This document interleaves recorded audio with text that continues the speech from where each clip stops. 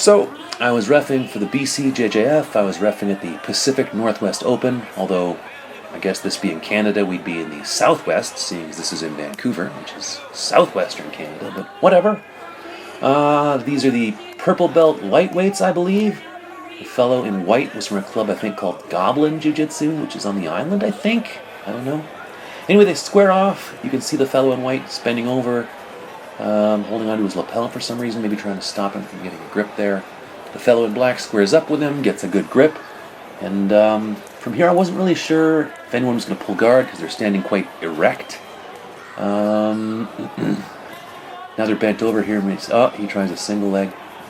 Generally for lightweights you see more guard pulling, but these fellows, there's a lapel drag to a single, which is nice. There's the two. So like I was saying in another video, that lapel drag, it's not judo, it's not wrestling, it's designed for jiu-jitsu, and it works very well. Especially this fellow did it. He did a lapel drag to a single leg takedown, and so he's got the two, and the fellow in the white is there on his back, and he's getting up here.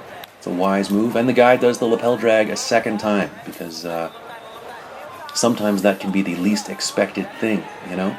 Now he's moving around to his back, and I believe I give him an advantage there for almost passing guard, because he didn't pass guard, the guy turtled. If you're passing a fellow's guard and he turtles, you get an advantage. That's not passing. Now we're off screen right now, but the fellow's looking for a bow and arrow choke, which is super high percentage, so this guy obviously knows what works in doing the lapel drag into a bow and arrow choke. And now I'm looking at the guy in white, and I believe I say to him, "Hey, are you awake? Are you awake?" And maybe I'm not saying it just yet, but I think I look at him right here and I'm like, "Dude, are you awake?" And the fellow just gives me the what I call the fish face. You know, when you look like you're out like a... See, and so I stop the match. And so I say to him, "I thought you were out, so I'm calling it quits," or whatever for you, friend. Anyway, so I stand him up and raise the arm of the fellow in black, who did a high percentage takedown and then a really high percentage choke. And, you know, everyone survives. So we're all winners in the end. Then I believe these two gentlemen fight a second time. So, here we are again. I'm stepping back in the mat. Round two. It's the same two gentlemen. In the first match, the fellow did a lapel drag to a bow and arrow choke. So we'll see what happens this time. I'm making sure everybody's good to go. Fist bump. I don't know why the guy's holding his lapel like that. I guess that's something you see more in judo. And the way they're standing is, I'll see the guy, there you go, the guy in black pulls guard, doesn't do his lapel drag this time. And he's got a closed guard, he's got a lapel and a lapel grip. And for some reason he's getting up. I don't know why you would pull guard. Oh, there you go, does his lapel drag. I guess he pulled guard and figured, screw this, I'm going to get up and do the same throw that, you know, worked in the first match. Because, you know, if it worked once, it may work again. Anyway, he did the lapel drag, now he's again passing guard. Again, the guy turtles. The guy in black here is going to get an advantage, because when you're passing guard and the person turtles, you haven't passed, but they have turtled, you know, so that's almost passing, and you get an advantage for that.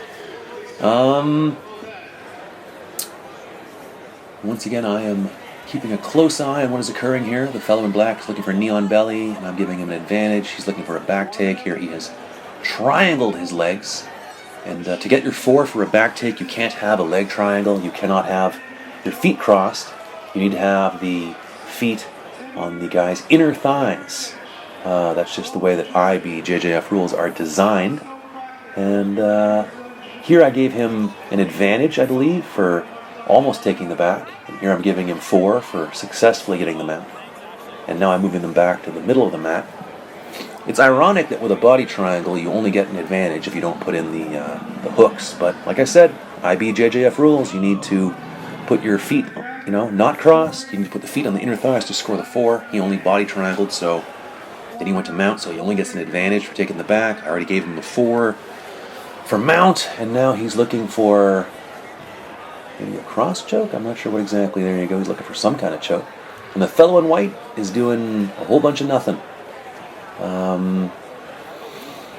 Not really sure what is going on here. He's turtling. The fellow's attacking the turtle, and he's looking for the back take again. Fellow in white sliding away. Turtling again. I'm giving him an advantage, I think, for almost a back take. And now the fellow in white, once again, looking for that bow and arrow choke. And so, once again, I'm thinking, is this guy in white going to tap, or is he just going to go totally fish face? As there you go, that time he tapped. So, again, the fellow did a bow and arrow choke, super high percentage, and he is the winner. So, but we shake hands, we all step off the mat, friends, and that's the point of going to jiu-jitsu tournaments, it's self-improvement. That's what it's about, and that's why we step on the mat to, improve the jiu-jitsu that we are wanting to improve.